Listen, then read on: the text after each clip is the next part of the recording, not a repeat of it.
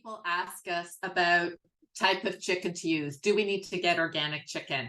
And mostly that's related to the fears of added growth hormones to our meat production in Canada.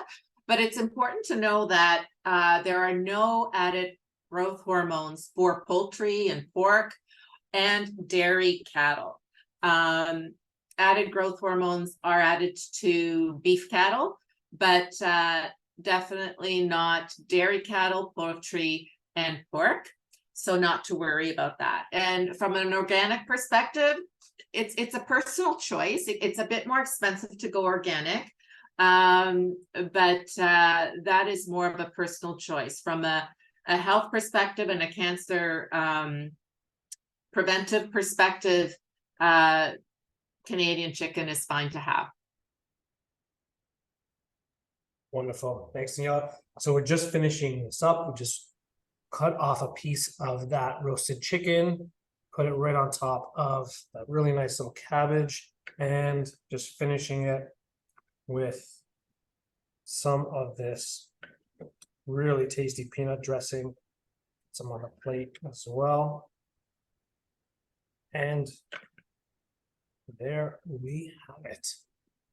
That is it looks gorgeous. And just to bring us back to the Canada's Healthy Plate, you know, it may look like this piece of chicken is larger than a quarter of the plate, but remember it has the bone in it, so it's a little deceiving.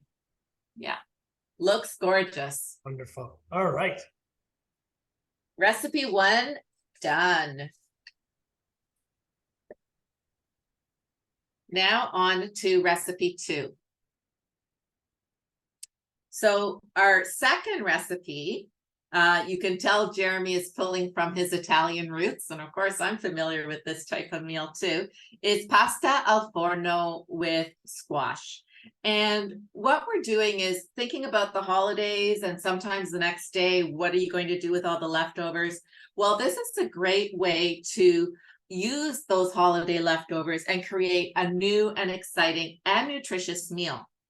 Now, revitalizing leftovers safely is a great way to reduce food waste, and it's also a great way to save on dollars, especially I heard again today how food prices keep going up. And the safety part of leftovers is what we're going to focus on today. So during the demo, Jeremy and I will talk a little bit more about proper cooling, storage, and reheating of leftovers to make it safe for you to eat. So back in the kitchen with Jeremy.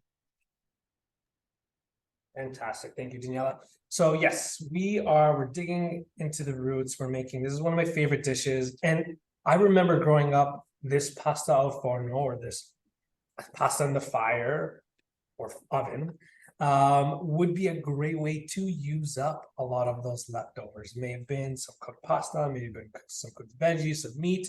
And so you put it together in almost like a sort of casserole and then bake it in the oven.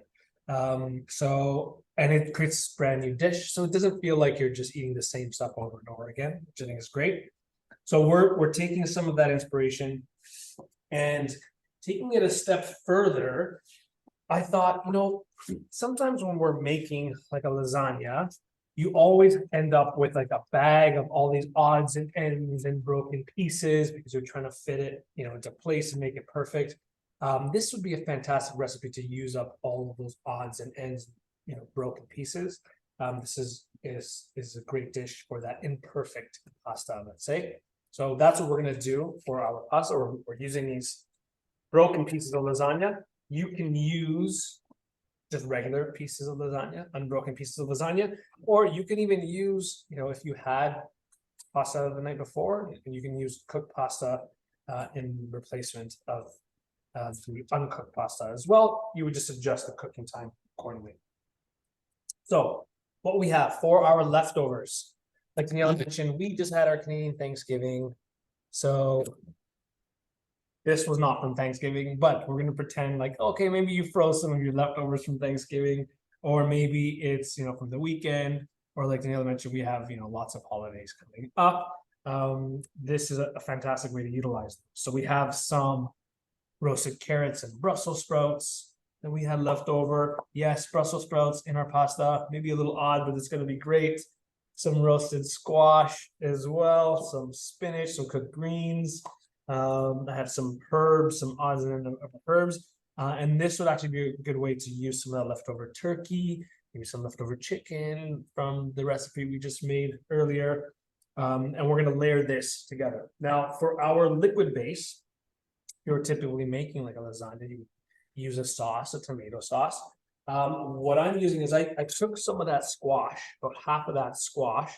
You can use carrots as well if you cook carrots, and just blended it into a stock, just a vegetable stock. So it sort of thickens it up a little bit, so you have a slightly thicker than sort of broth consistency stock, and this is going to be the liquid, the moisture for this dish to help us cook everything. So grab your baking dish of choice. It can be a regular casserole dish. It can be just a regular saute pan. I just had a cast iron pan here. That's gonna work perfectly. And we're gonna add some parchment paper. We'll layer in. So cut a piece a little bit bigger than my pan. Just run it under a little bit of water and crumple it up. And this is gonna make it much easier fit into my pan. I'm sure you can see that. Makes it much more malleable, so I can fit it into place. Beautiful. And we'll start off with a little bit of that liquid. And again, you can use some tomato sauce or like a pureed tomato. But this is just a wonderful way to change it up, make it a little bit different, use up some of the leftover squash as well. And on top of that, we're going to start off with our scattered pieces of lasagna, the odds and ends, and just fit it into place. Puzzle your way into place. It does not have to be perfect. It can overlap. That would be fantastic. Now I am using oven ready lasagna sheets. That way I don't have to cook them in advance. If they're not oven ready, then you would have to very least blanch them, you know, par cook them in some boiling water first, and then you can do this layering process. With the oven ready, you can just add them directly in dry, but you just need to make sure that you do have enough moisture, enough liquid in there so that it does cook properly. So I've added one layer of pasta, and I want to add enough liquid so it almost covers. Doesn't have to completely submerge all the pasta, but most of it. Okay, so we have our first layer, and then this is where you can kind of have fun, get creative. We're going to use some of this cooked squash, put some Brussels sprouts. Now I will be baking this in the oven. I think we're going to touch on that, the importance of reheating leftovers and what you're looking for. Yeah, maybe I'll throw it to you on that while I continue. Sure. I was actually going to start with storing leftovers. So thinking about Thanksgiving and knowing that you're going to have leftovers, you would not want to let your leftovers sit at room temperature throughout the entire meal. So maximum rule is to leave food at what should I say? The rule of thumb is that if food is left at room temperature for more than 2 hours, throw it out. So that's why it's important that if you think you're going to have leftovers, that you let it cool. You can let it cool down to room temperature, but then you need to store it immediately in the fridge so that the temperature will be lower and it's less of a breeding ground for bacteria. And then when you're ready to use it, if you're just taking it out of the fridge like Jeremy just did, that's fine. And then reheating it in this pasta dish. And we'll use the digital thermometer again. We'll talk about that. But reheating it in this pasta dish, and then probably I would say not storing it again. So if you have leftovers, from this, I'm not sure it's a good idea to keep it since it's already started as leftovers. What are your thoughts on that, Jeremy? Yes, I would agree. Sorry, I thought I was muted. Yes, I would agree. The leftovers, you want to reheat it one time and then try to consume it all Yeah. at a time. So maybe being more mindful of the size of the pastel Forno, whether it's going to be for one person, which, you know, I love pastel Forno, so it could possibly be one portion for me. But yeah. Yeah, and again, it's such a really nice sort of rustic, scrappy dish that you can make like a smaller portion. You can make a portion just for two, or if you need it for more people, you can expand on that too, right? So it's really, really nice. You can adjust accordingly. I'm just topping with a little bit of cheese. I had some ricotta and I had some mozzarella, using a little bit of both. You don't have to use both. Usually when I make it, I don't have both. Today I did. So I'm gonna put that on top. And there's our first layer. Already looks really, really good. So the squash had some spinach, some of those Brussels sprouts, the cheese, a little bit of rosemary, a little bit of parsley, and we are going to cover it again with some more stock. So a couple layers. And the great thing about this, Jeremy, is that what you're demonstrating now is how you can have Canada's Food Guide Healthy Plate in a different format. So it doesn't always have to sit on a plate where you're looking at a quarter of the plate is the protein, half the plate is the vegetables. It could be something that's incorporated in a one-pot meal like you're preparing for us right now. We have the starch, we have the protein, and we have the colorful vegetables, which you've added in between the layers. I love that. You think we can petition to use this as our new Canada's Food Guide plate? All right, so adding some more of those pieces and getting down to the tiny pieces now, which is okay. You don't want to waste anything. And again, like I said, even if it overlaps, no problem at all. The key here is just to make sure that you do have enough liquid, like I mentioned, that it cooks properly. All right, so last layer of pasta sheets. We're gonna add some more liquid. So it looks like we're using regular pasta. And I know that so the recommendations are to make 50% of our grains whole grains.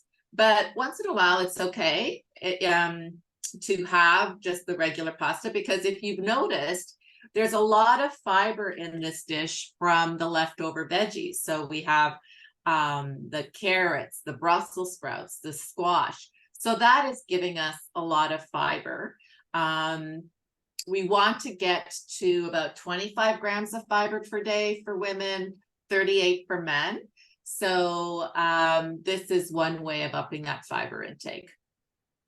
Of course, if you have been told to follow a low fiber diet, then disregard my message right now. That was more for cancer prevention, but I know for some people's health, when they're undergoing treatment, they need to follow lower fiber. So there are some lower fiber vegetables that you can add. Or you could just make it with the pasta strips, the broth, the squash, the pureed squash would have less fiber. And then the leftover turkey, if you had that, the cheese, that would work fine too. All right, so again, covering it with that broth, making sure that your pasta is submerged. And then that last layer of our ingredients, that spinach, squash, lots of veg in this one. We're packing it up. That's super colorful as well. Parsley. We're getting awesome carotenoids. That's what we're getting from the orange color, yellow color vegetables. And we're getting some excellent folate and B vitamins from the green ones. Cool. You can use less cheese, or like I said, if you don't have the ricotta, you could just use another melted cheese. You can definitely use cottage cheese as well.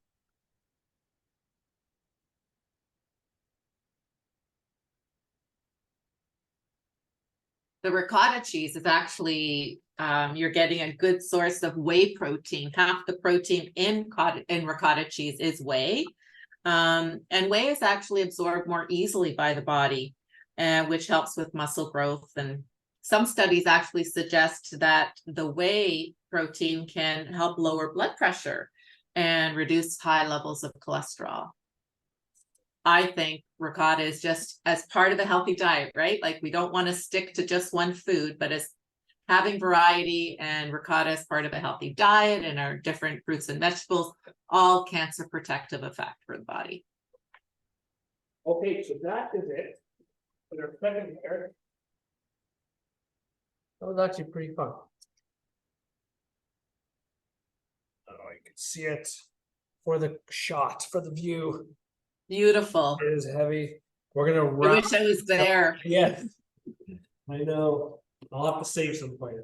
We're gonna wrap this up with foil, put that into the oven, covered with the foil at 350 degrees for about 45 minutes to 50 minutes. If you still happen to have the box of your pasta lying around with the instructions, you can follow that, but covered 350 should take about 40 to 50 minutes. Take it uncovered, you can turn up the heat to about 400 degrees, 425 even, and then cook it uncovered for about 15 to 20 minutes, just to get the top nice and bubbly and the cheese nice and melted and golden brown on top. And you're done.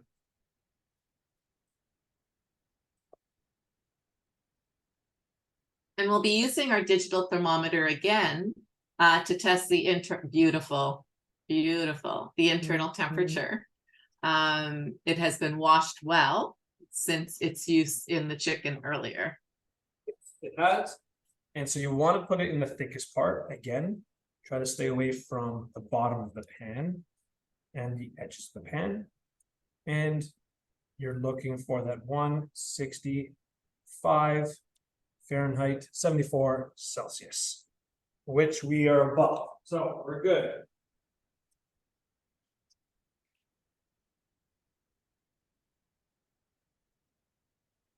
We cut into this, Yellow? Pardon me? We cut into this? Yes, we should cut into it. I was too busy thinking about, it doesn't look like leftovers at all. So I was trying to figure out how to bring that into the picture, but definitely cut into it, make my mouth water even more, and our viewers as well. Right. So this is, and again, it's so nice with the parchment that I can kind of pull it out. Saves your pan. We're gonna get a nice scoop. I did a round one with this one, which is the square. We have our really tasty pasta of Forno with our squash and leftovers, a little bit of cheese, and it's really nice crispy on top to finish off as it finished off in the oven. And there we go. Here's our feed.